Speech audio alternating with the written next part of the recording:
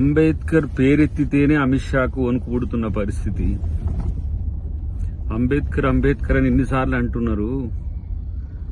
అంబేద్కర్ బదులు దేవుని పేరెత్తితే 7 జన్మలు స్వర్గంలోనే ఉంటారని చెప్పి అంటున్న అమిత్ షా ఇలా అంబేద్కర్ రాజ్యాంగాన్ని గౌరవిస్తారంటే ఎవరు నమ్ముతాడు? ఇలా బీజేపీ ఆర్ఎస్ఎస్ ఏ విధంగా అంబేద్కర్ను అవమానిస్తుందో అమిత్ షా రూపంలో మనం చూడొచ్చు. ఈ దేశపు హోంమంత్రి, ప్రభుత్వంలో నెంబర్ 2గా ఉంటున్న అమిత్ షా అంబేద్కర్ రాసిన రాజ్యాంగం ప్రకారం రాజ్యాంగానికి పుట్టిన నాయకుడు అమిత్ షా. అంబేద్కర్ రాజ్యాంగ